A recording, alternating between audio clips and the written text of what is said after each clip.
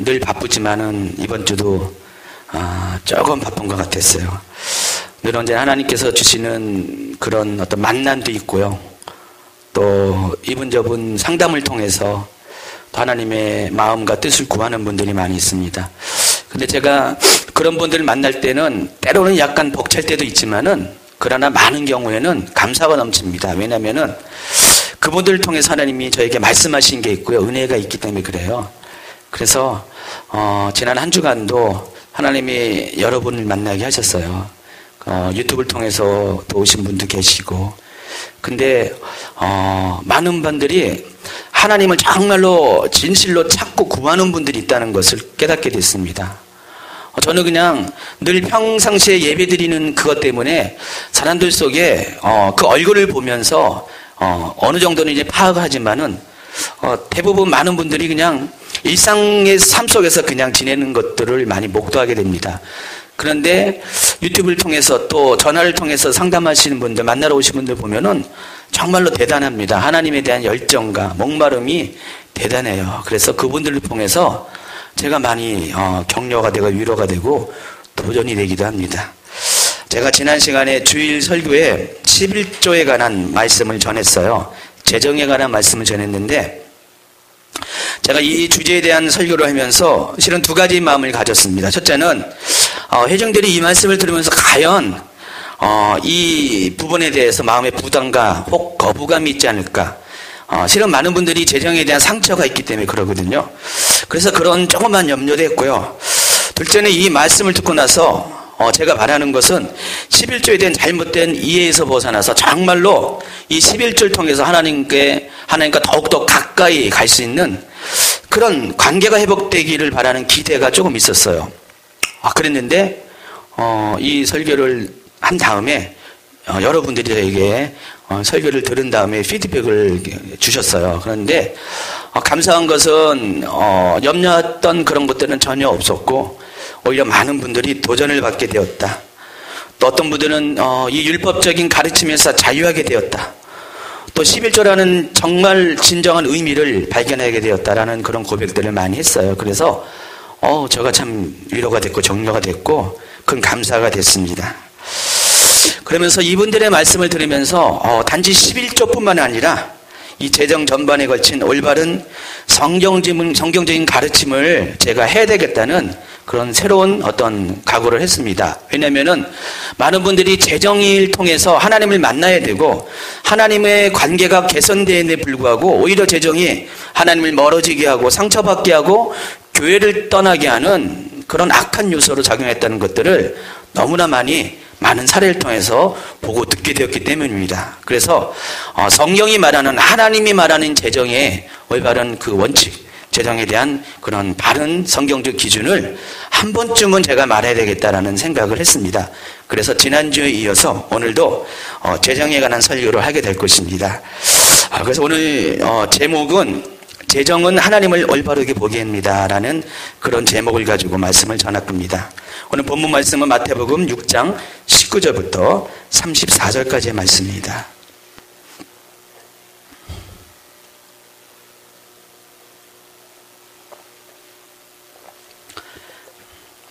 마태복음 6장 19절부터 34절까지 말씀입니다. 자, 찾으셨으면 한 절씩 저랑 교독합니다. 너희를 위하여 보물을 땅에 쌓아두지 말라. 거기는 좀과 동럭이 해하며 도둑이 구멍을 뚫고 도둑질하느니라.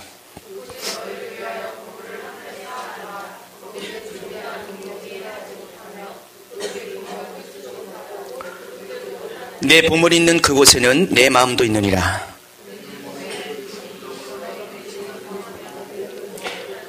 눈이 나쁘면 온몸이 어두울 것이니 그러므로 내게 있는 빛이 어두우면 그 어둠이 얼마나 더하겠느냐.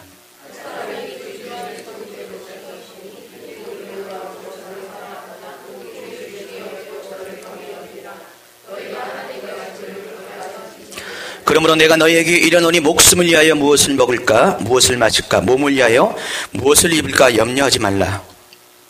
목숨이 음식보다 중하지 아니하며 몸이 의복보다 중하지 아니하냐.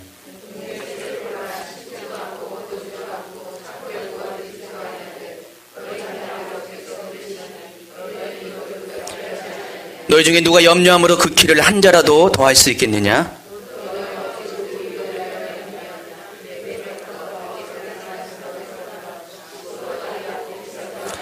그러나 내가 너희에게 말하노니 솔로몬의 모든 영광으로도 입은 것이 이 꽃 하나만 갖지 못하였느니라.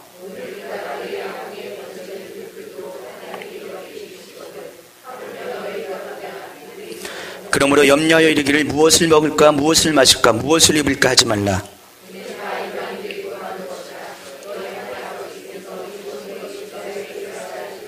그러니 너희는 먼저 그의 나라와 그의 일을 구하라. 그리하면 이 모든 것을 너희에게 더하시리라.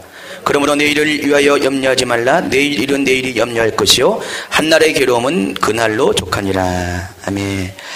제가 이 오늘 큰 주제를 다루기 전에 지난주 설교를 다시 한번 짤막하게 다지고 지나가는 시간을 가질까 합니다. 보니까 지금 지난주에 이렇게 설교를 듣지 못한 분들이 많이 계신 것 같아요. 3분의 1은 설교를 못 들으신 것 같습니다. 그래서 오늘 설교를 이해하기 위해서는 더 풍성하기 위해서는 지난주 설교를 좀 잠시 한번 이렇게 언급을 해야 될 것 같습니다.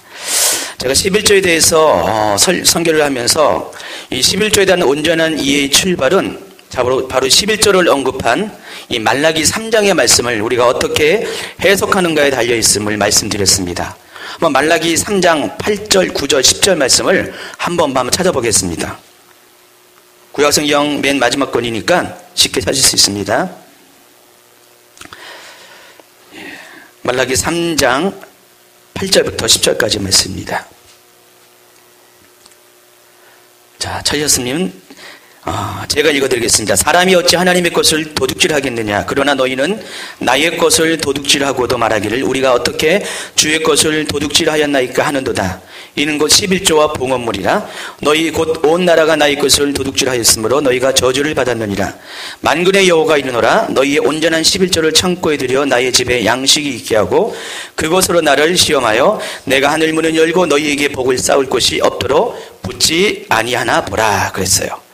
자, 이 본문을 통해서 대부분의 설교자가 하는 말씀이 있어요. 두 가지인데, 첫째는 11조는 하나님의 것인데 성도들이 11조를 내지 않는 것은 하나님의 것을 도둑질하는 것이라고 말씀을 합니다. 그래서 이로 인해서 저주를 받는다는 것이 첫 번째 가르침입니다. 그리고 둘째가 만일 온전한 11조를 하게 되면 하나님께서 쌓을 것이 없도록 하늘의 복을 우리에게 내려주신다는 것, 이것이 두 번째의 가르침입니다. 일반적으로 대부분 이런 어떤 말씀을 전하는 것 같아요. 저도 자라면서 교회에서 이런 말씀을 반복적으로 들었습니다. 그래서 이런 말씀을 보면은 이 11조와 관련된 설교 핵심은 철저히 복과 저주에 관한 것임을 알 수 있어요. 만일 무엇을 하게 되면 복을 받고 만일 무엇을 하지 않게 되면은 저주가 임한다, 이런 식입니다. 자, 이런 식의 논리는 신명기 28장에 근거한 바로 율법적 작대에 의한 기준에 의한 것입니다. 여러분 신명기 28장에 보면은요, 하나님께서 여러 가지 율법적인 조항들을 주셨는데 그것을 두 가지로 나눈다면 이런 것입니다. 먼저 신명기 28장 2절입니다. 내가 내 하나님 여호와의 말씀을 청종하면 이 모든 복이 내게 임하며, 또 신명기 28장 15절에는요 내가 만일 내 하나님 여호와의 말씀을 순종하지 아니하여 내가 오늘 내게 명령하는 그의 모든 명령과 규례를 지켜 행하지 아니하면 이 모든 저주가 내게 임한다는 것입니다. 그래서 모세 오경에 나와 있는 모두 613가지 율법 조항들을 이렇게 분류하면 크게 두 가지예요. 하나님 앞에 우리가 율법을 지키면은 복을 주시고 또 율법을 지키지 아니하면은 저주를 주신다. 이것이 신명기에서 말하는, 또 율법이 말하는 바로 율법의 그런 기준이라는 것입니다. 그런데 우리가 특이한 것은요, 이러한 율법의 철저한 흑백 논리 가운데서도 오직 이 11조만은 이것이 11조를 하게 되면 복이 되고 11조를 하지 않게 되면은 저주가 된다는 그런 얘기를 하지 않았다는 것입니다. 오늘 읽은 말라기 3장 외에는 다른 어느 곳에서도 그런 말씀을 찾아볼 수 없다는 것입니다. 자, 그러면 말라기 3장 말씀이 틀린다는 것인가? 아니면 성경이 다른 것들이 잘못된 것인가? 우리가 한번 생각을 해봐야 됩니다. 우리가 이 말씀을 이해하기 위해서는요, 성경에 대한 바른 이해가 필요합니다. 그러기 위해서는 이 말라기를 어떻게 보아야 되는가? 이것에 대한 그런 새로운 관점이 필요한데, 우리가 이 말라기 3장을 그 부분만을 보면은 당연히 이런 오해를 할 수가 있다는 것입니다. 그러나 말라기 전체를 문맥을 가지고 왜 말라기가 쓰여진가를 그 이유를 알고 보면은 오늘 이 말씀이 결코 복과 저주에 관한 말씀이 아니라는 것을 우리가 알 수 있다는 것입니다. 이것은 오해라는 것입니다. 이 말라기는 당시 패역한 제사장들에 대한 하나님의 책망을 기록한 것이에요. 그래서 1차적인 말라기 수신자는 누구라 했습니까? 일반 백성이 아니라 제사장들이에요. 하나님은 이 제사장들에게 이 말라기를 쓰신 거예요. 이 말라기라는 선지자를 통해서 제사장들에게 이러한 말씀을 행했다는 것입니다. 그래서 이 8절에서 언급한 너희는 누구를 가리키냐? 일반 백성이 아니라 바로 제사장을 가리키는 것입니다. 예, 당시의 제사장들은 백성들이 내는 11조와 봉헌물이 성전 곳간에 채워지기 전에 그 전에 그것들을 빼돌리는 그런 악습을 행했습니다.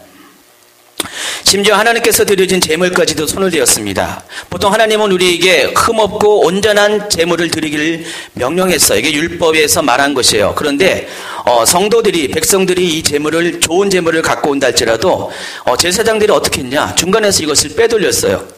그래서 좋은 것들은 자기가 빼돌려서 다른 값으로 팔아버리고 온전치 못한 것을, 그것을 대체해서 하나님께 제물을 드렸다는 것입니다. 그래서 그런 말을 했어요. 하나님께 드려질 제물, 어차피 죽을 제물 아무거나 드리면 어떠하냐라는 그런 생각을 했다는 것입니다. 자, 말라기 1장에 그 구체적인 이야기가 나와 있어요. 한번 찾아보시기 바라고요. 어쨌든 간에 이 제사장들은 하나님께 드려지는 그런 제물과 또 봉헌물들 11조를 중간에서 임의로 그것을 탈취를 했다는 것입니다. 그래서 이들의 도덕질로 말미암아 하나님은 그들을 저주할 뿐더러 그들이 섬기고 있는, 그들이 하나님께로 인도하는 백성들에 대한 복도 그들 때문에 차단하게 되는 것을 허락하셨다는 것입니다. 그래서 이것이 저주라는 것이죠. 이것 때문에 제사장들의 이 도둑질 같은 행동 때문에 제사장은 물론이거니와 온 나라가 저주를 받았다는 것이 말라기 3장에 있는 말씀이라는 것입니다.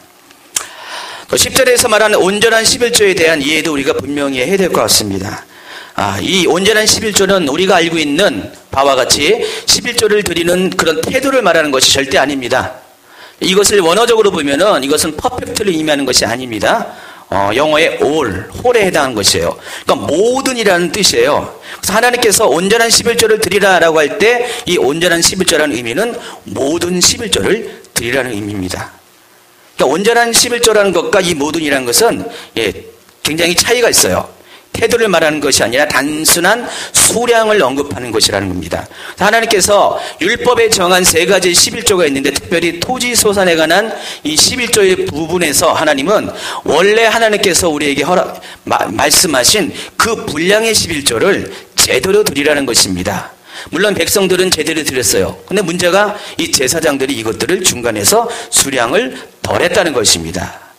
그래서 하나님께 드렸기 때문에 지금 하나님은 이 부분을 지적하고 있다는 것이에요.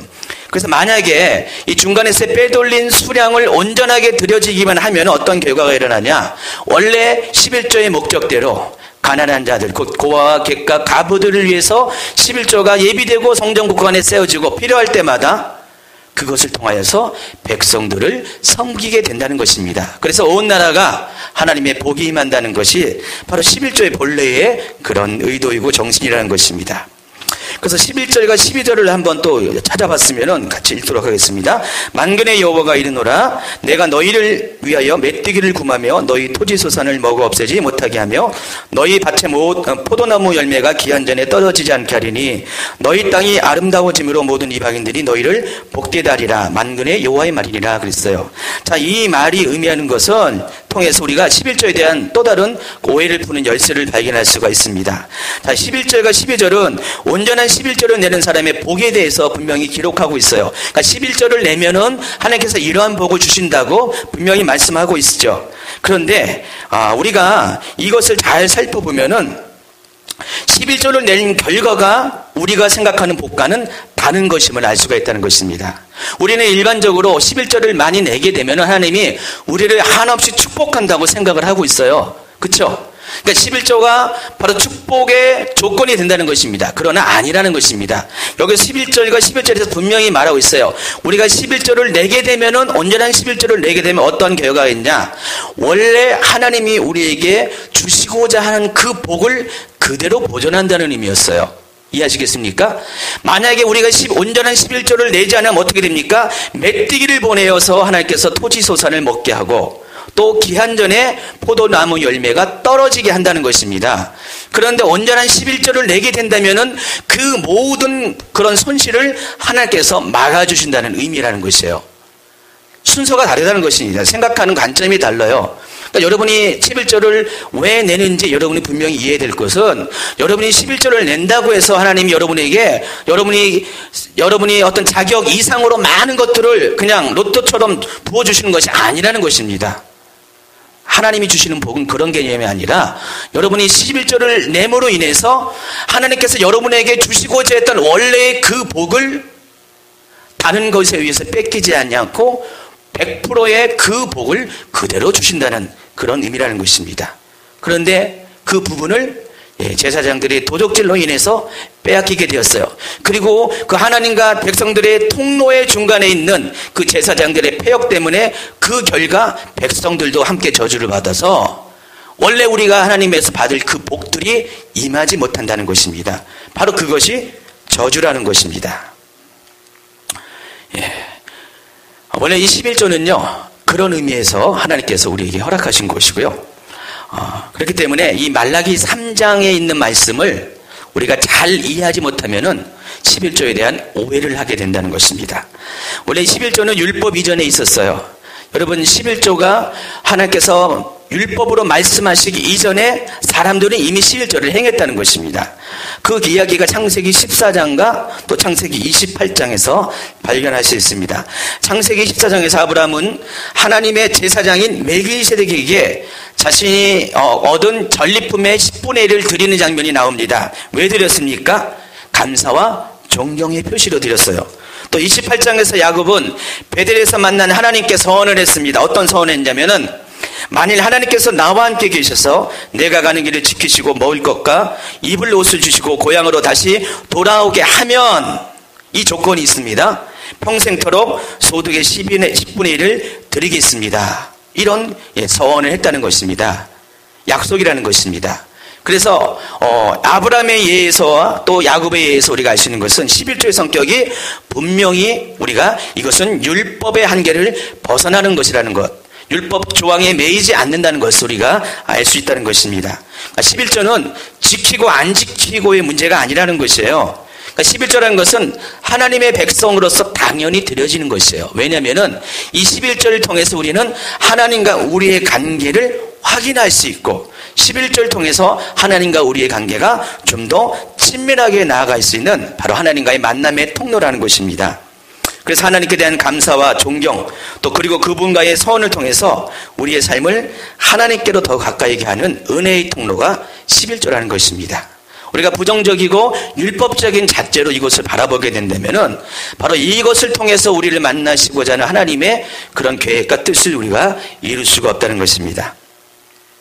그다음 오늘 본문인 마태복음 6장 19절 이하의 말씀을 살펴보면은 이 11조를 포함한 재정에 관한 아주 중요한 가르침을 발견할 수가 있어요. 제가 바라는 것은 이 말씀을 여러분이 이해하고 깨닫게 돼서 더 이상은 이 재정과 관련해서 하나님과 갈등을 빚고 오해를 하는 그런 일들이 벌어지지 않기를 정말로 간절히 예수님 이름으로 축원합니다. 아멘. 자, 오늘 본문을 통해서 깨닫게 되는 재물에 대한 잘못된 이해를 먼저 말씀을 드리겠습니다. 크게 두 가지입니다. 우리가 재정에 대해서 잘못 생각하고 있다는 것입니다. 첫째가 이 재물은 과연 누구를 위한 것인가 하는 문제예요. 하나님께서 여러분에게 재물을 왜 줬습니까? 누구를 위해서 이 재물을 주셨는가? 결론적으로 이 재물은 하나님을 위한 것이 아니라는 것이에요. 재물은 하나님을 위한 것이 절대 아닙니다. 재물은 누구를 위한 것입니까? 사람을 위한 것이에요. 굉장히 중요한 부분입니다. 19절 20절을 한번 읽도록 하겠습니다. 마태복음 6장 19절 20절 시작.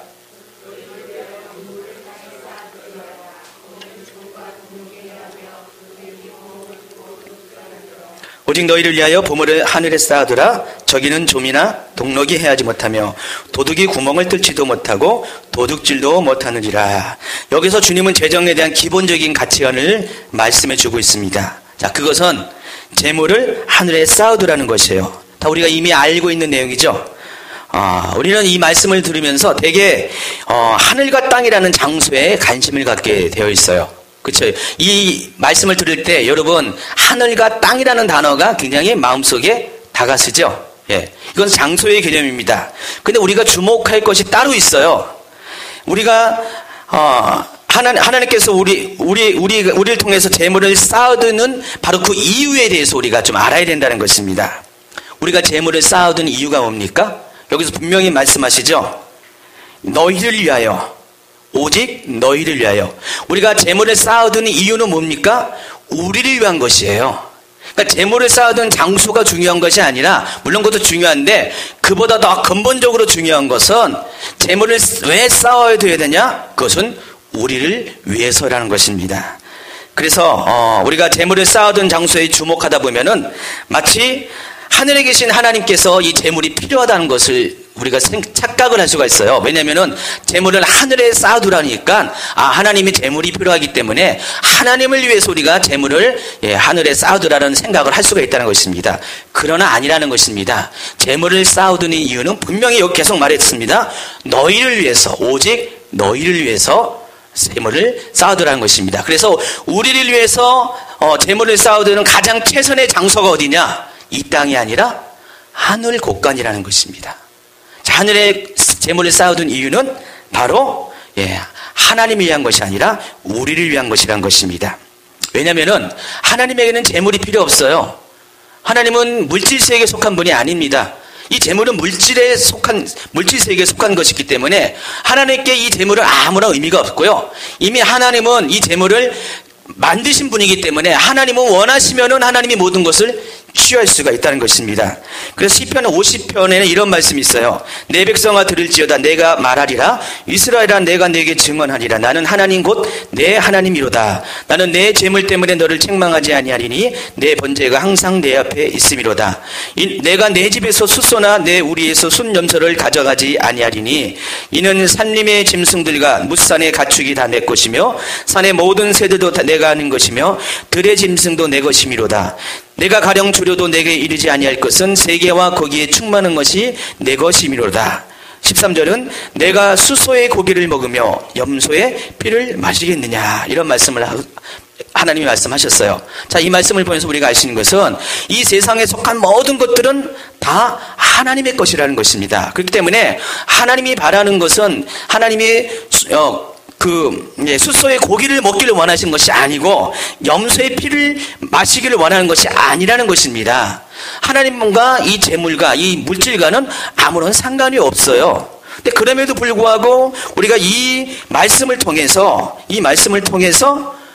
우리가 오해를 한다는 것입니다. 마치 이 재물은 하나님을 위해서 필요한 것이기 때문에 하나님 때문에 우리 보고 재물을 하늘 곳간에 쌓으라고 그런 오해를 한다는 것입니다. 아닙니다. 하나님은 재물이 절대로 필요한 분이 아니라는 것입니다. 오직 이것은 우리를 위한, 하나님의 백성을 위한, 자녀들을 위한 선택인데 우리가 가장 큰 복을 받기 위한 것이 바로 재물을 하늘에 쌓아둔 것이기 때문에 하나님은 그렇게 하라고 명령하신 것이라는 것입니다. 그래요. 재물은 우리를 위한 것입니다. 하나님을 위한 것이 절대로 아닙니다. 그렇기 때문에 우리가 재정에 대한 메시지의 중심에 우리가 생각할 것이 있어요. 하나님을 중심으로 두면 안 된다는 것입니다. 이 재정에 대한 메시지의 중심을 바로 우리에게 둬야 돼요. 관심을 우리에게 둬야 된다는 것입니다. 하나님은 재정을 우리를 위해서 주셨다는 것. 그렇기 때문에 재정은 하나님께서 사랑하는 자녀를 위해 주신 바로 하나님을 만나는 복의 통로라는 것이 첫 번째 우리가 수정해야 될 재정에 대한 잘못된 이해라는 것입니다. 두 번째가 과연 재물의 주인은 누구인가라는 것입니다. 21절 말씀을 한번 읽도록 하겠습니다. 내 보물이 있는 그곳에는 내 마음도 있느니라. 자, 하나님께서 재정을 주신 이유가 있습니다. 그것은 이 재정을 통해서 하나님은 우리의 마음을 얻기를 원하셨어요. 이해하시겠어요? 이 재물을 통해서 하나님은 우리의 마음을 취하시기를 원했던 것입니다. 왜냐하면 이 재정은 사람의 마음을 움직이는 강력한 도구가 되기 때문에 그래요. 그 재정은 사람의 마음을 통제하는 그런 강력한 수단이에요. 여기서 이 보물을 가리켜서 다른 번역본에서는 재물로 표현합니다. 제가 이 구를 좀 봤더니 여러 개 한 10개 정도의 성경 번역본을 쫙 봤어요. 근데 이 공동번역과 현대어는 이 부분을 재물로 표현을 했어요. 그리고 나머지 성경들은 다 보물로 표기를 했습니다. 근데 왜 이 재물로 표기한 것을 보물로 해석을 했을까?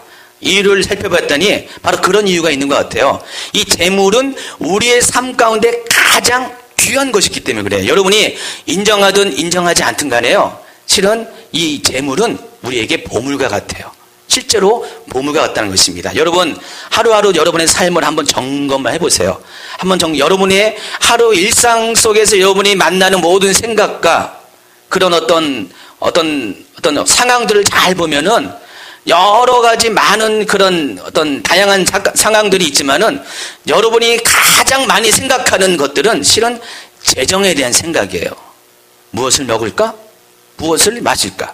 무엇을 입을까? 이것이 실제로 우리가 늘 언제나 경험하는 생각 속에 가장 많은 것들의 중에 하나라는 것입니다. 그렇기 때문에 늘 언제나 우리는 재물을 생각해요. 늘 언제나 먹고 사는 문제에 대해서 우리는 생각을 지울 수가 없다는 것입니다. 그렇기 때문에 우리의 마음을 움직이는 것은 실은 재물이에요. 그렇기 때문에 이것이 보물이라는 것입니다. 예. 그러므로 이 재물은 하나님과 같은 존재예요.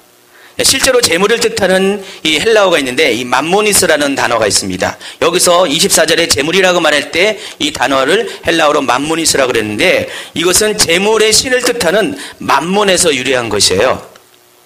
재물 신을 가리켜서 맘몬이라고 합니다.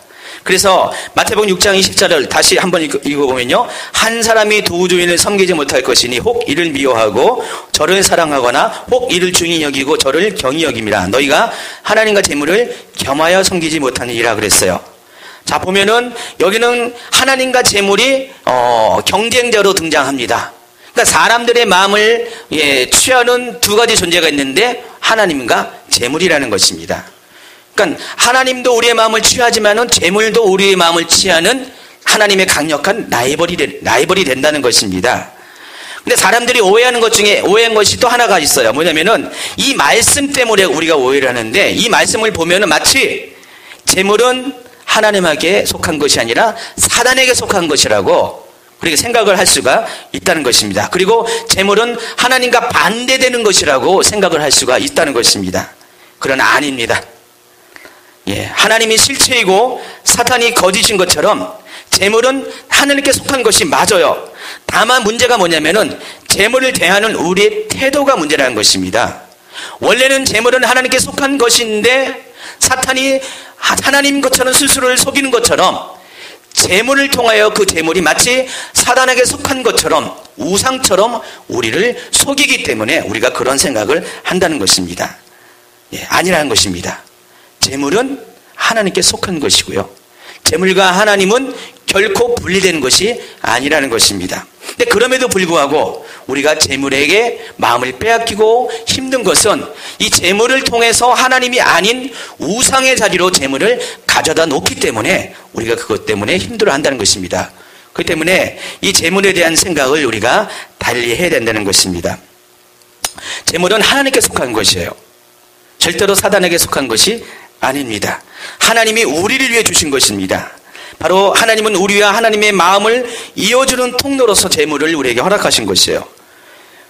만약에 재물이 하나님이 아닌 사단으로부터 출발했다면은 또 사단의 전적인 권위에 있다면은 우리는 너무나 불행한 삶을 살게 된다는 것입니다. 왜냐면은 이 재물을 통해서 우리가 모든 마음을 재물에 쏟기 때문에 사단은 그 재물을 통해서 우리의 마음을 조정할 수 있는 그런 강력한 무기를 가질 수가 있어요. 그렇기 때문에 이것을 방지하기 위해서라도 하나님 어떻게 재물을, 권위를 사단에게 내어주지 않았다는 것입니다. 하나님은 이 재물의 권위를 하나님 스스로가 가지고 이 재물을 통하여서 사람들이 하나님을 만나기를 원하시는 것, 이것이 하나님의 방식이라는 것입니다. 만물은 바로 재물을 주시는 하나님의 대신해서 우리를 속이는 우상에 불과하다는 것, 여러분 기억하기 바랍니다.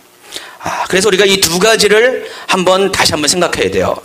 재물은 누구를 위해 주은 것인가? 바로 하나님을 위한 것이 아니라 우리를 위해 주신 것이 재물이고, 또 재물은 누구에게 속한 것, 마귀에게 속한 것이 아니라, 세상에 속한 것이 아니라 바로 하나님에게 속한 것이라는 것입니다. 자, 그렇게 보면은 재물에 대해서 우리가 부정적으로 생각할 이유가 하나도 없어요. 재물은 굉장히 긍정적인 것이에요. 원래 하나님이 우리를 위해서 주신 것이고, 그리고 이 재물은 소유가 하나님의 것이라는 것입니다. 이해하시겠죠? 자, 그런 어떤 생각의 변화를 통해서 과연 하나님이 원하시는 올바른 재정에 대한 원칙이 무엇인가를 여러 가지 말씀을 드릴 수 있지만은, 오늘 이 마태복음 6장 말씀을 기준으로 해서, 이것을 본문으로 해서 여러분에게 세 가지의 말씀을 전할 것입니다. 우리가 이 재물을 대할 때, 우리가 재물을 통해서 얻어야 될 것을 우리가 전제를 먼저 이야기하면은, 이 재물은 우리를 하나님을 더욱 이해하고 또 하나님과 더욱 친밀한 관계로 나아가게 하는 그런 수단이 된다는 것입니다. 11조가 제가 얘기했잖아요. 하나님에 대한 존경과 감사, 그리고 서원의 의미로서 내 자신의 삶을 하나님께 속하게 하고 하나님과 결탁하게 하는 그런 중요한 수단이 되는 것처럼, 바로 재정은 하나님을 더욱 깊이 만나고 그분을 더욱 깊이 이해할 수 있는 통로가 된다는 것입니다. 만일 우리가 재정을 통해서 그러한 길을 발견할 수가 있다면은 재정은 더 이상 우리의 삶을 짓누르는 삶의 무게가 될 수가 없어요. 하나님에게서 우리의 마음을 빼앗는 사단이 쓰는 도구로 전락할 수도 없다는 것입니다. 그러니까 재정에 대한 우리가 올바른 이해와 원칙을 가지고 산다면은 재정은 상당 부분 우리의 삶 가운데 우리를 하나님을 만나게 하는 도구가 된다는 것입니다. 그럼 어떻게 재정을 가지고 바른 삶을 살 수 있을까? 마태복음 6장 나와 있습니다. 첫 번째는 염려하지 말라는 것입니다. 25절 읽겠습니다. 그러므로 내가 너희에게 이르노니 목숨을 위하여 무엇을 먹을까, 무엇을 마실까, 몸을 위하여 무엇을 입을까 염려하지 말라. 목숨이 음식보다 중하지 아니하며 몸이 의복보다 중하지 아니하냐. 자, 재정과 관리해서 늘 우리를 테스트하는 것이 있어요. 그것은 염려입니다. 아마도 우리가 육신을 입고 있는 한 이것으로 자유로운 사람은 아무도 없을 것입니다. 어찌 보면은 우리가 염려한다는 것은 우리가 살아있다는 증거라는 것이에요. 왜냐하면은 죽은 사람은 염려하지 않기 때문이에요. 그러므로 제가 여러분에게 이제 당부하는 것이, 여러분이 재정에 대해서 염려하는 그것 때문에 여러분 염려하지 말라는 것이에요. 이해하시겠어요? 그러니까 재정에 대해서 하지 말라는 것도 중요하지만은, 이 재정에 대해서 여러분이 염려하는 그것 자체를 염려하지 말라는 것입니다. 왜냐하면은 염려는 당연한 것이기 때문에 그래요. 여러분 보시기에 저는 재정에 대해 염려 안 하는 것 같습니까? 아닙니다. 저도 염려가 참 많습니다. 어제도 염려했고 오늘도 염려합니다. 내일도 아마 염려할 것입니다. 제가 이 육신을 벗어버리기 전에는 이 염려는 우리를 떠날 수 없는 것이라는 것이에요. 근데 그것 때문에 나는 왜 염려할까? 내는 맨날 재정 때문에 걱정 근심할까? 이것 때문에 염려하지 말라는 것입니다. 이건 제 얘기입니다. 염려는 당연한 것이에요. 그러나 염려는 극복을 해야 되는 것이에요, 또. 왜냐하면 우리가 염려하면 할수록 우리의 마음은 두 가지 신을 섬기기 때문에 그래요. 여기서 염려하다라고 번역된 헬라어 단어는 원래 뜻이 뭐냐면은 분열하다, 찢기다라는 뜻이에요. 그러니까 우리가 염려할 때 어떤 현상이랍니까? 우리의 마음이 나누어진다는 것입니다. 하나님과 사단에게 우리의 마음이 하나님과 세상으로 나눠지기 때문에, 그렇기 때문에 염려는 어쩔 수 없이 하지만은 극복을 해야 된다는 것입니다. 그럼 어떻게 우리가 염려를 이겨낼 수 있습니까? 그 답이 28절에 나와 있어요. 한번 읽겠습니다. 또 너희가 어찌 의복을 위하여 염려하느냐? 들의 백합화가 어떻게 자라는가 생각하여 보라. 수고도 아니하고 길쌈도 아니하느니라. 자, 우리가 염려를 이길 수 있는 최선의 방법이 뭐라고 했습니까? 생각을 하라는 것입니다. 자, 무엇을 생각합니까? 그래서 예수님은 우리가 쉽게 이것을 이야기해서 두 가지의 샘플을 보여줍니다. 첫 번째가 26절에 있는 먹을 것에 대한 염려를 버리게 하기 위해서 공중의 새를 예를 들었습니다. 자, 공중의 새는 먹을 것에서 전혀 염려하지 않습니다. 그러나 하나님이 날마다 먹이신다는 것입니다. 두 번째가 28절에 들의 백합칼에 대해서 말씀하셨습니다. 이것은 입을 것에 대해 염려를 하는 사람들에 대한 샘플이에요. 자, 무엇을 먹을까? 무엇을 입을까? 무엇을 마실까? 무엇을 입을까? 이 세 가지의 염려를 바로 들의 백합화와 공중의 새를 통해서 하나님은 그들을 보면서 그들이 염려하지 않는 삶을 보면서 우리가 그것을 다시 한번 생각을 해보라는 그런 말씀을 하신다는 것입니다. 근데 여기서 주목할 것이 또 한 가지 있는데, 우리가 제대로 생각하기 위해서는 우리가 보아야 한다는 것입니다. 사람은 봐야지만 믿음이 생기죠. 그러니까 공중의 새와 이 들의 백합화라는 것은 우리가 생각을 유도하기 위해서, 우리의 생각을 유도하기 위해서 하나님이 보여주는 증거라는 것이에요. 이해하시겠어요? 그러니까 우리가 하나님이 계속해서 생각을 하라 그러면 우리는 생각을 할 수가 있어요. 그런데 우리에게 증거가 있다면 우리의 생각이 보다 수월해질 수가 있다는 것입니다. 자, 여러분이 정말로 공중의 새와 들의 백합화를 보면은 진짜네, 하나님이 먹이시고 입히시네라는 것들이 눈으로 확인할 수 있게 된다는 것입니다. 그리고 그것을 확인하게 되면 어떻게 됩니까? 여러분이 생각이 바뀌게 된다는 것입니다. 이와 같은 원리에 의해서 여러분이 어떻게 하나님이 원하시는 바로 믿음에 대한 생각을 할 수 있을까? 마찬가지입니다. 여러분도 보면 됩니다. 무엇을 봅니까? 여러분의 삶을 보세요.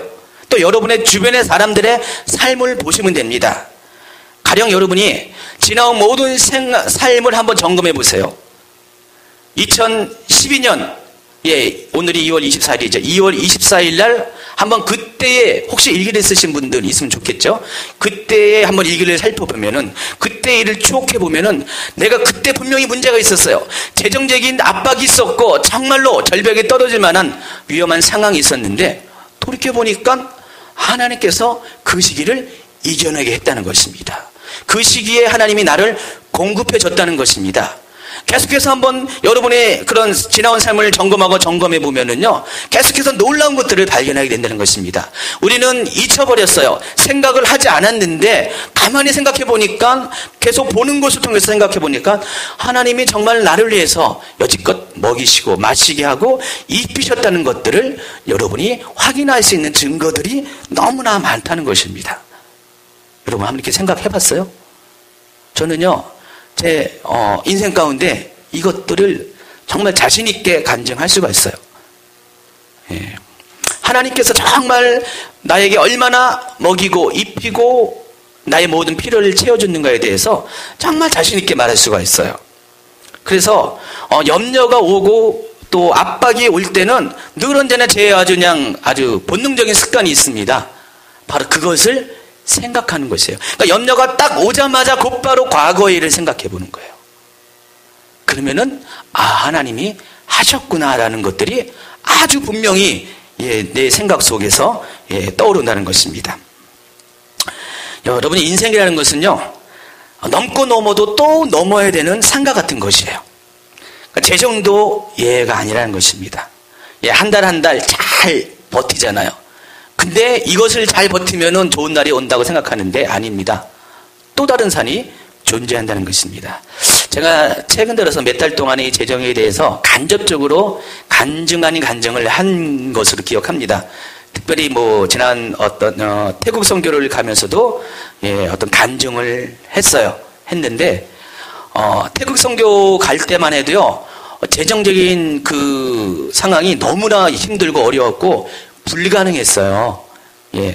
평소의 삶에 대한 어떤 산도 넘어야 되는데, 태국 선교라는 거대한 산, 나만 건너가는 산이 아니라 이 같은 팀들을 이끌고 건너가는 그 무게가 굉장히 컸었습니다. 어떻게 이것을 견뎌낼까? 물론 저는 생각했습니다. 하나님이 하실 거에 기대를 했습니다. 그런데 실제로 하나님이 그렇게 행하셨어요. 정말 놀라운 기적적인 방법으로 정말 필요를 따라서 풍족하게 깔끔하게 처리했습니다. 근데 태국 선교를 갔다 왔는데 또다시 재정적인 압박이 또 오는 것이에요. 또 산이 보이는 것이에요. 지금도 그래요. 그런데 생각해보니까 그때 넘은 산보다 좀 더 커 보여요. 그래서 제가 이럴 때마다 하는 게 있어요.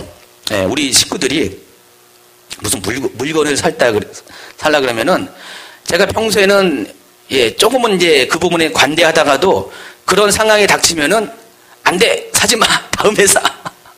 이거 지나면서 하라고 아주 이렇게 습관적으로 예민하게 반응할 때가 있어요. 그러면은 우리 가족들은 평소에 내 모습이 아닌 갑자기 예민한 내 모습을 보면서 좀 약간 당혹스러워하고 요것 때문에 약간의 상처가 있기도 합니다. 그것 때문에 약간 그것 때문에 약간 이렇게 다투기도 하기도 합니다. 우리 집사람은 그래요. 아니, 늘 언제나 재정적인 문제는 있는데 왜 지금에 와서 왜 그러냐 그러는데 실은 염려가 되기 때문에 그런 것이에요. 염려가 숨길 수가 없다는 것입니다.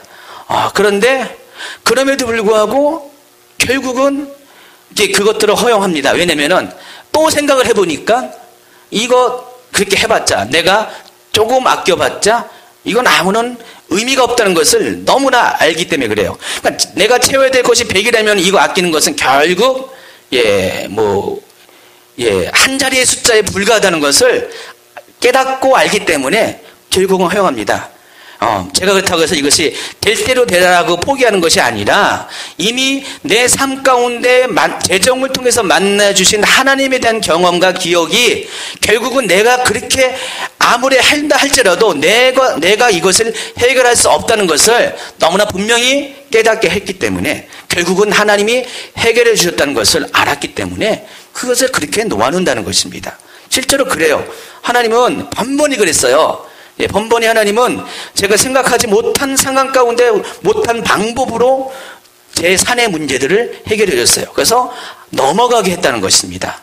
이것들이 계속해서 1년, 2년 계속해서 지나해 보니까 이제는 재정에 대해서 물론 염려는 있다 할지라도 그 재정의 산을 넘을 수 있는 어떤 근육이 생겼다는 것입니다. 그리고 결국은 힘들어도 넘게 되더라고요.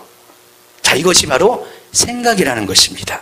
그러니까 재정에 대해서 우리가 염려하지 말아야 됩니다. 염려를 말아야 되는데, 염려는 어쩔 수 없이 하게 되는데 이것을 극복할 수 있는 것은 우리가 생각을 하라는 것입니다. 하나님이 우리를 어떻게 먹이고 마시게 했고 입히셨는가를, 또 여러분의 삶에서 그런 것이 경험이 없다 할지라도 주변의 다른 사람들을 보라는 것입니다.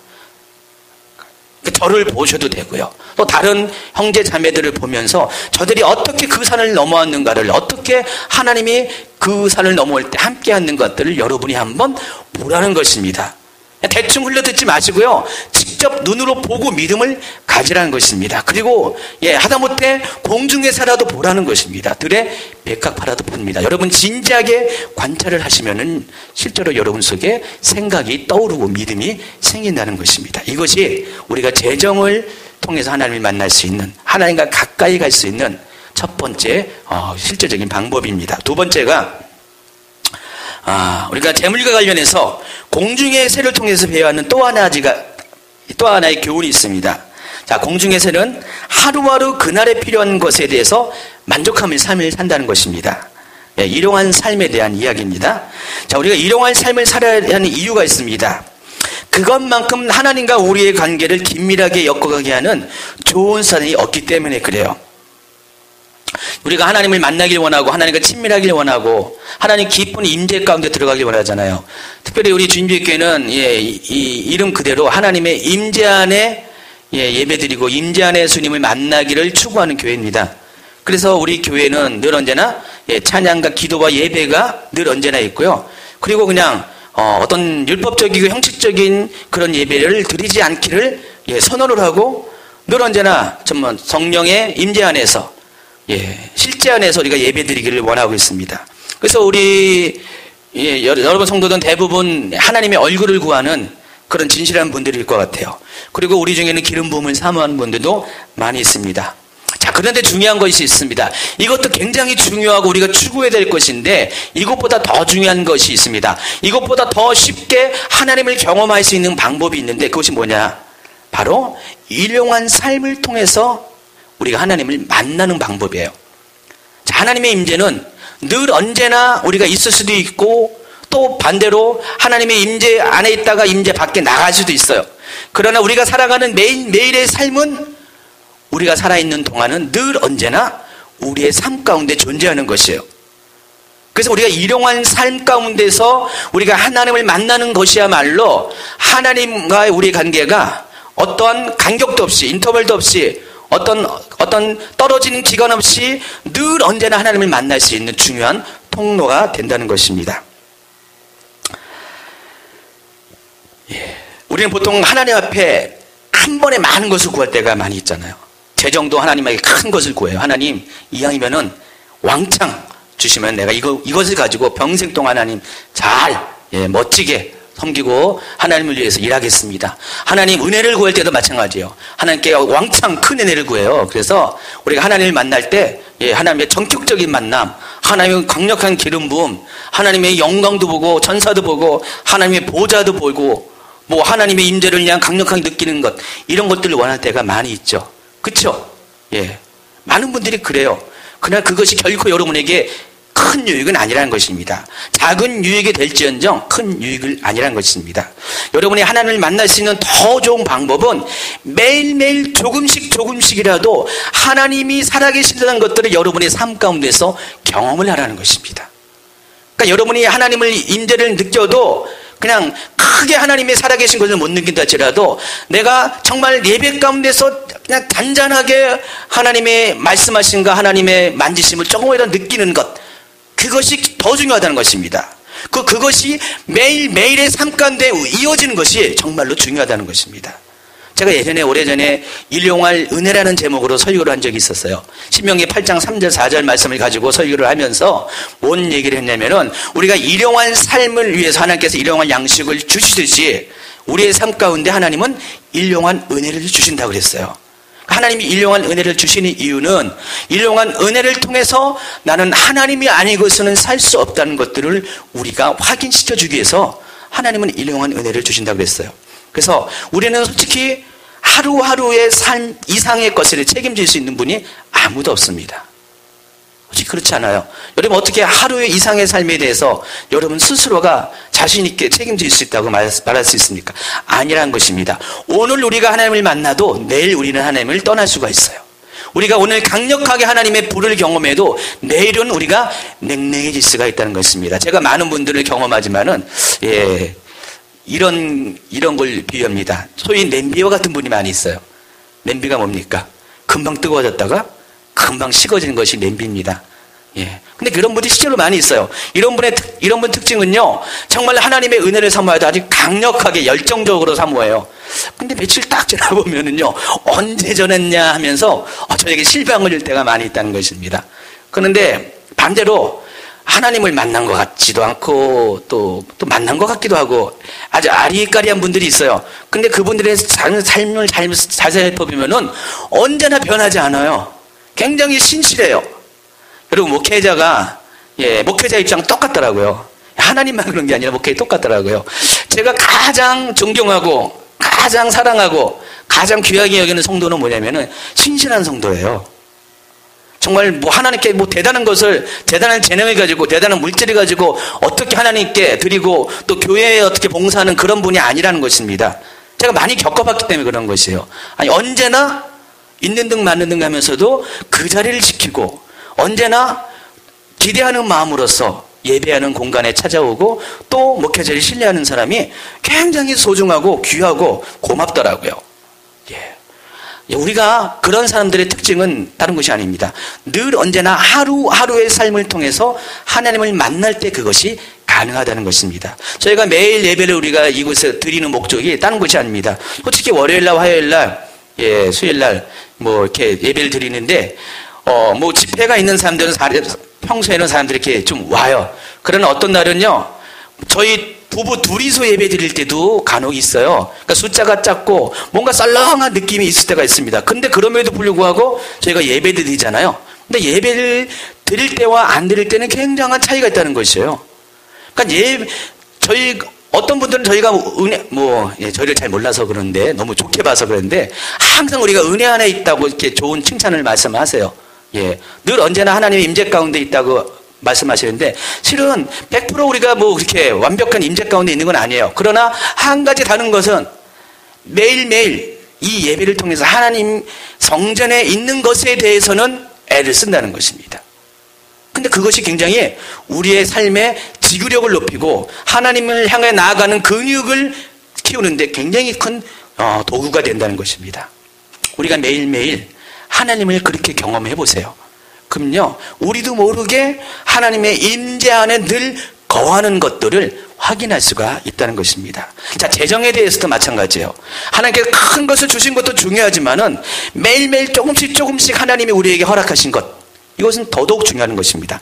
만일 여러분이 하나님이 한 번에 큰 돈을 주었다, 그러면 거의 10명 중에 한 7, 8명들은 며칠 동안은 감사를 합니다. 하나님 감사합니다. 동대방에 떠들면 간증하면서 하나님 하셨습니다. 그러다가 한 달만 지나면은요, 어떻게 됩니까?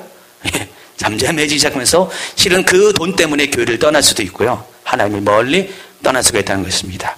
우리 아이가 우리 아이는 이제 뭐 제가 자기 얘기하면 굉장히 싫어하는데 여기서 특별히 누구라고 일부러 얘기 안 합니다. 둘 중에 하나입니다. 우리 아이가 때때로 저에게 요구할 때가 있어요. 아빠, 용돈을 한 달치 한 번에 달라, 일주일치를 한 번에 달라, 그렇게 요구할 때가 있습니다. 그럼 저는 생각합니다. 손해일 텐데, 속으로 손해일 텐데, 근데도 거창한 계획을 가져요. 아빠가 이걸 주면은 내가 이 돈을 통해서 돈을 잘 이렇게 관리하는 법도 배우고, 이걸 통해서 정말 필요할 때 돈을 쓸 수 있는 그런 경험을 할 수 있다고 얘기합니다. 그런데 반번이 제가 보지만은 성공한 적이 한 번도 없어요. 왜냐면은 그걸 통해서 한번 돈을 왕창 받으면은 하루 이틀이면 대부분 쓰게 돼 있어요. 그리고 한 일주일치 이 용돈이라면은 한 5일쯤 되면은 거의 이제 바닥이 돼가지고요, 그때부터는 이제 배고픈 삶을 삽니다. 이런 것들이 많이 있어요. 우리에게도 똑같아요. 하나님이 우리에게 많은 것을 한꺼번에 여러분의 요구대로 줄 수가 있어요. 여러분은 그런 것을 기대하고 있어요. 그러나 그것을 주게 되면은 어떻게 됩니까? 여러분은 그것 하나로 하나님이 주신 모든 축복이 제한이 된다는 것입니다. 실은요, 지혜로운 사람은 어떡하냐? 매일매일 필요에 따라서 하나님께 구하는 것이에요. 그러니까 우리 아이가 매일매일 필요에 따라서 저한테 구하잖아요. 실은 결산을 해보잖아요. 만약에 한 달 용돈이 5만 원이다. 한 달에 용돈이 5만 원이다. 그러면 5만 원밖에 나는 받을 수가 없어요. 그러나 매일매일 받게 되면요, 30일을 계산해 보세요. 거의 대부분 아주 최하 5만 원 이상이지 10만 원, 20만 원 그 이상. 그러니까 그 하나님이 우리에게 주시는 그 은혜가 한계가 없다는 것이에요. 이해하시겠어요? 하나님이 왜 우리에게 일용할 양식을 허락하셨는가? 그건 두 가지 측면에서 생각해야 돼요. 첫째는 하나님이 우리를 위한 것이에요. 우리의 약함 때문에, 약함을 알기 때문에 하나님이 만일 우리가 일용할 것이 아니라 한 달의 것, 1년의 것을 왕창 주면은 우리는 분명히 이것을 미리미리 탕진해버리고 탕자와 같이 하나님을 떠나는 일이 거의 발생하기 때문에 그래요. 그리고 또 하나님이 우리에게 이 일용할 양식을 주신 이유가 뭡니까? 또 한 가지는 하나님이 우리에게 최고의 것을 최고로 많이 주기 위해서 그런 것이에요. 자, 하루라는 그 것에서 절대로 한계가 없어요. 하루라는 그 범위 내에서 하나님의 주시는 모든 하나님의 소유와 세계에서 한계가 없다는 것입니다. 우리가 하루라는 범위에서 하나님께 요구하면은 그 양이 얼마든지, 그것이 얼마나 큰지 간에 하나님은 하루에 필요한 것이기 때문에 다 주신다는 것입니다. 이해하시겠어요? 그래서 하나님이 우리에게 일용할 양식의 삶을 그런 의미에서 주신 것이에요. 그렇기 때문에 우리가 일용할 양식이 아닌 다른 것 한꺼번에 받는 이 복은 결코 우리에게 복이 될 수가 없다는 것입니다. 하나님은요, 쫀쫀한 구두쇠 영감이 아닙니다. 하나님은요, 늘 언제나 최고의 것을 우리에게 주시길 원하는 것입니다. 그런데 우리가 우리 스스로 하나님을 구두쇠 영감으로 만들 때가 많이 있어요. 그래서 맨날 졸르고 간절히 해가지고 왕창 한 몫을 취하려고 하는 것은 하나님을 모르는, 절대로 하나님을 모르는 이방인과 같은 생각을 가진 사람의 행동이라는 것입니다. 자, 그것은 온전한 것이 아닙니다. 일용한 삶은 하나님을 친밀하게 만나는 축복의 통로라는 것입니다. 세 번째, 세 번째 우리가 재정의 원칙은 우선순위의 삶입니다. 예, 우리는 누구나 한정된 재정 가운데서 쓸 곳은 한정된 재정 가운데서 쓸 곳이 더 많은 그런 삶을 살고, 그리고 그것 때문에 갈등을 할 때가 많이 있습니다. 저 역시 그렇고요. 또 수많은 시행착오를 통해 내린 결론이 있어요. 오늘 마태복음 6장 33절의 말씀 한번 읽어보겠습니다. 너희는 먼저 그의 나라와 그의 의를 구하라. 그리하면 이 모든 것을 너희에게 더하시리라. 재물과 관련해서 또 한 가지 기억할 것은 바로 그것이에요. 재물 사용의 우선순위를 하나님 나라와 그의 의를, 여기서 의라는 것은 그분의 하나님의 뜻을 말하는 것입니다. 구하는 데에 두라는 것입니다. 여러분 많이 들었던 이야기잖아요. 예. 그런데 제가 한번 간증을 하겠습니다.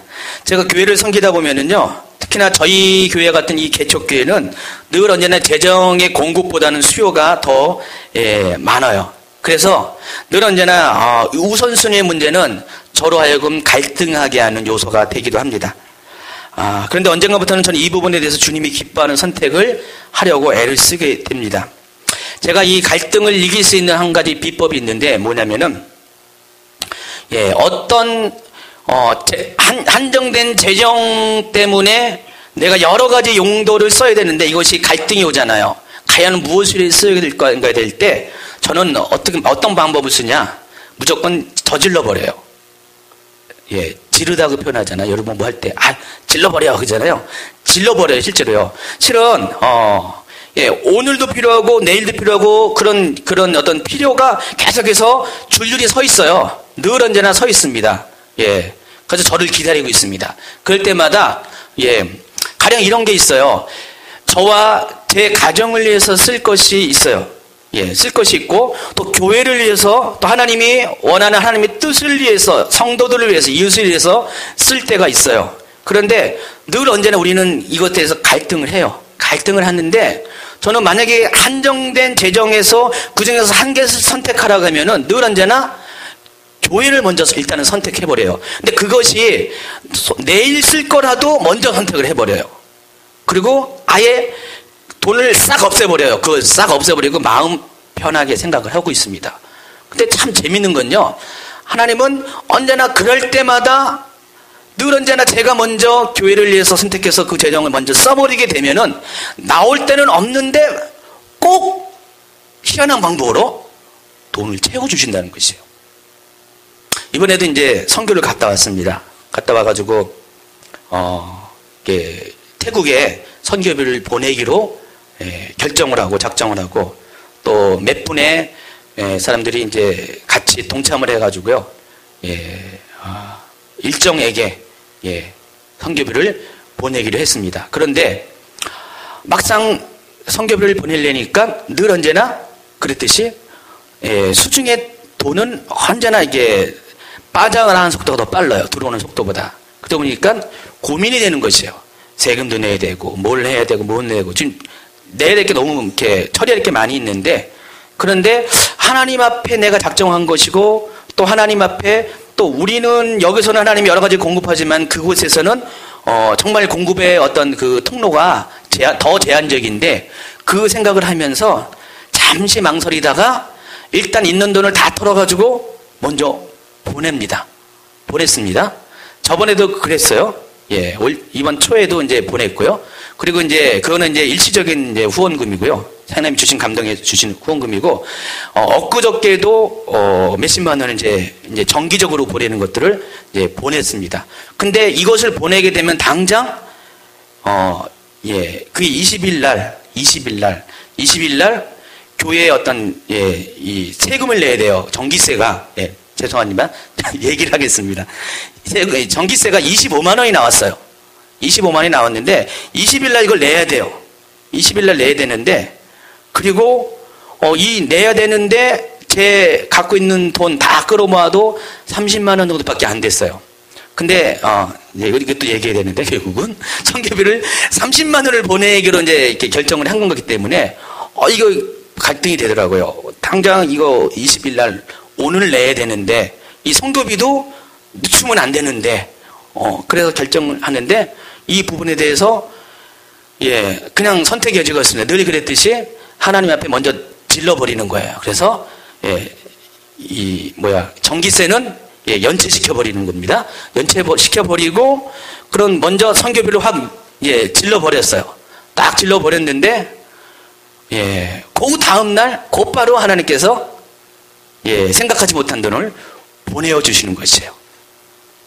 어떤 분이 며칠 전에, 어제입니다. 어제, 그리고 또 저희 가정도 이제 필요한 것이 있어요. 저희 가정도 어떨 땐 하나님이 때에 맞춰서 다 공급해 주지만 어떨 때는 밀리게 할 때가 있어요. 근데 이번 시즌이 좀 그래요. 한꺼번에 많은 것이 몰렸기 때문에 밀렸는데, 저희 가정도 이것도 공개되는데 하지 말아요. 좀 밀려 있는 게 있어요.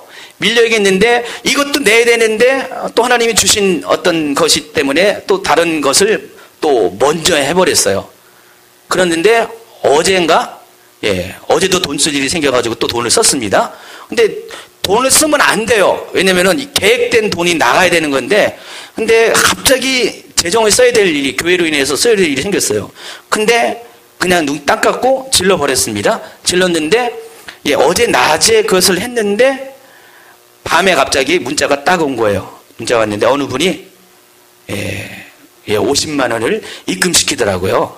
입금시켜가지고, 저는, 솔직하게 얘기하는 것이에요. 얘기 안 할 수도 있는데, 50만 원을 입금시켜가지고 뭐라고 문자를 썼냐면은, 목사님, 이거는 목사님 가족을 위해서 써달라고.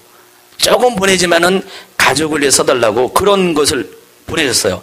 근데 제가 돈을 보냈던 게, 그것도 감사하지만은 더 마음에 찡한 것이, 실은 우리 아이가 뭐 때문에 기도를 하고 있는 것이에요. 큰애가. 기도를 하고 있는데, 실은 그것이 제가 일반적인 방법으로 그것을 채우기 위해서 뭔가를 했는데 그게 안 됐어요. 그래 안 돼가지고 좀 약간의 아빠로서 약간 고민이 생기고 있었는데, 근데 제가 늘 언제나 그런 얘기 때문에 우리 큰아이한테 기도하라 그러거든요. 근데 하나님은요 번번이 우리 큰아이가 기도하면 다 채워주시거든요. 믿음이 없는 것 같은데 다 채워줘. 이따가 셀 모임 때 한번 우리 청년들 한번 확인해봐요. 그런데 이번에도 제가 어제 그 돈을 보면서 하나님이 이 부분을 보내주신 거구나. 물론 전체는 아니에요. 근데 이 부분을 보내주신 것이구나 라고 하면서 딱 마음에 깨닫게 된 거예요. 실제로 이거는 전혀 없었던 거예요. 제 계획에 없었던 거고 백지 상태였고 기대하지 못한 것이었는데, 이분이 하나님 주신 감동에 의해서 그냥, 그분도 이렇게 넉넉한 건 아니라는 걸 알고 있거든요. 저희 교회 성도도 아니에요. 근데 그냥 딱 보낼 때 이 메시지를 통해서 이 부분에서 하나님이 또 그렇게 하신 것처럼 오늘도 그렇게 하셨구나라는 것이 분명해지는 것이에요.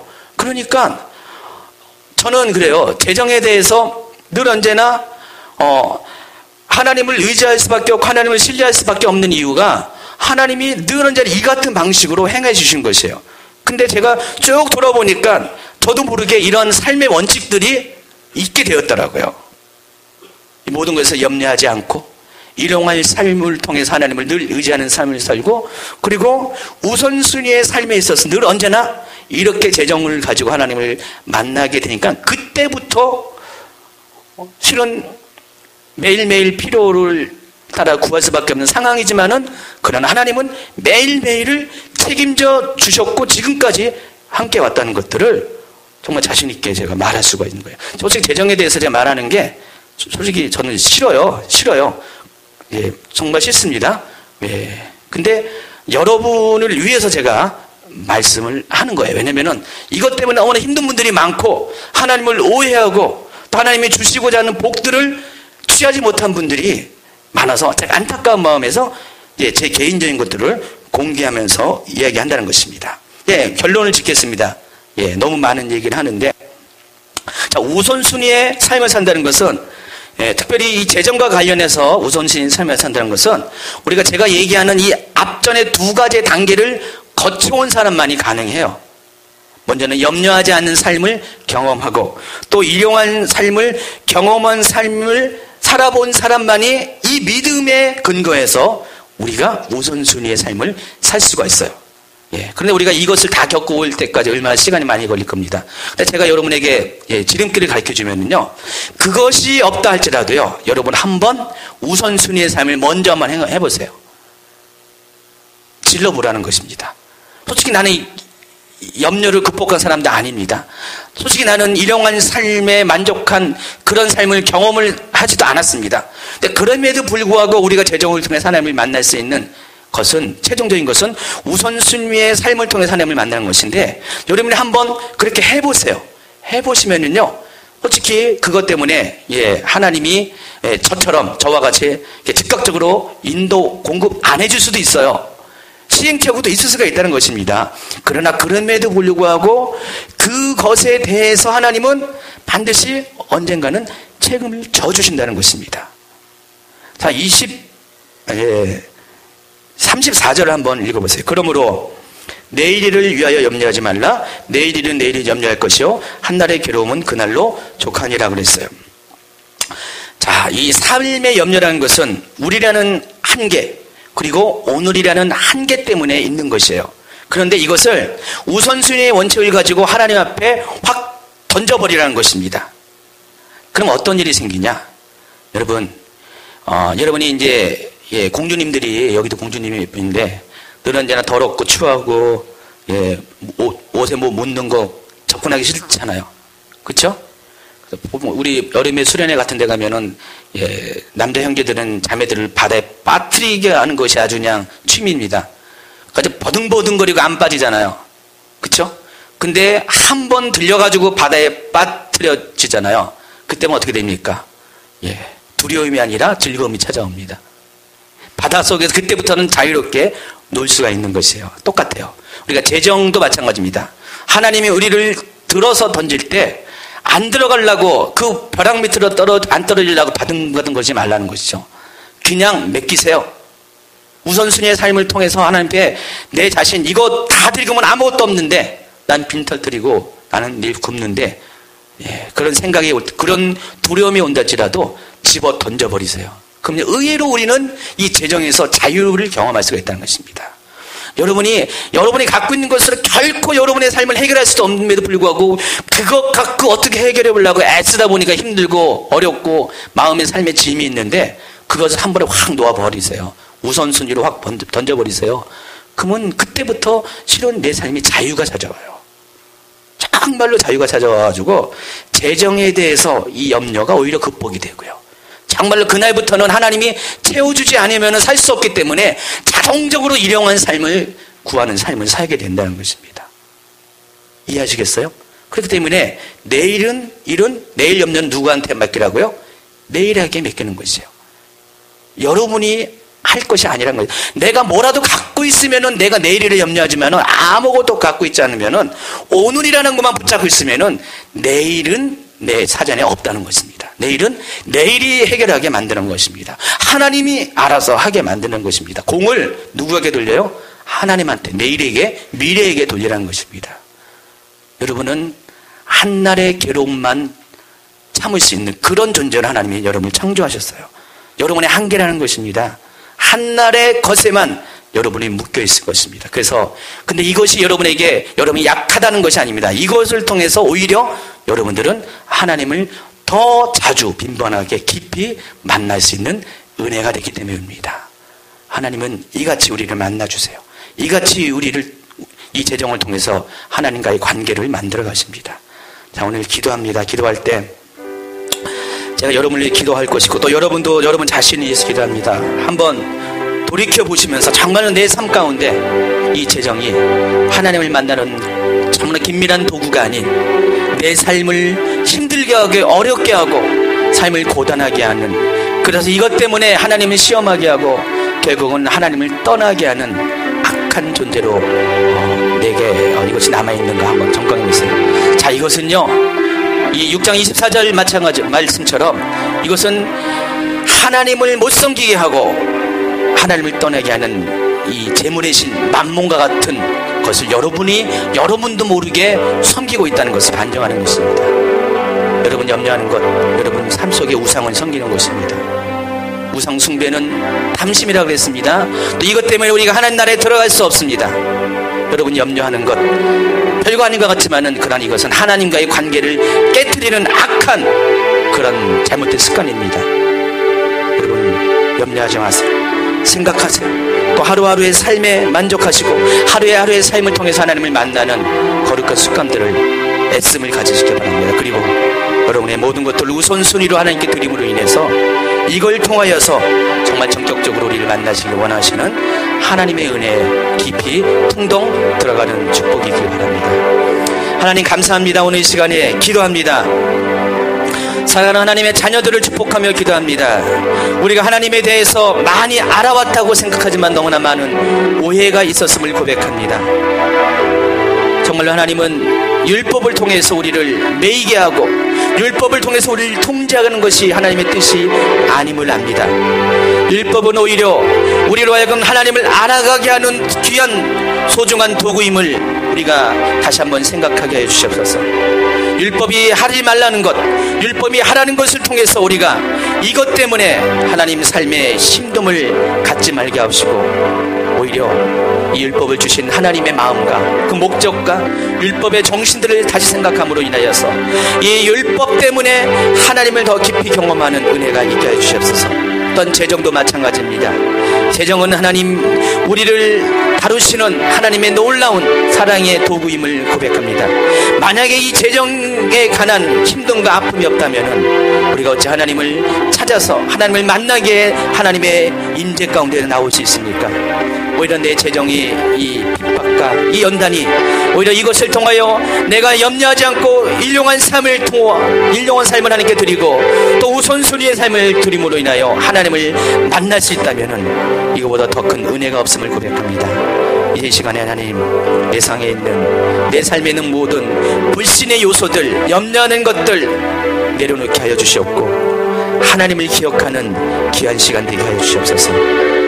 여러분 이 시간에 결단하세요. 하나님 내가 이제부터는 정말로 단순하게 살기를 원합니다. 복잡하지 않고 오직 주님만을 바라고 주님만을 기대하는 삶을 살기를 원합니다. 내 생각에는 내가 모든 것을 내어주면은 나는 아무것도 없다고 생각하지만 그건 아닙니다. 바로 내가 내어줄 때 하나님은 하나님의 모든 것으로 우리를 채워주십니다. 이것들을 여러분 한번 생각하시기 바랍니다. 그리고 기도하세요. 결단하세요. 제가 여러분을 위해서 다니면서 짧게 기도하게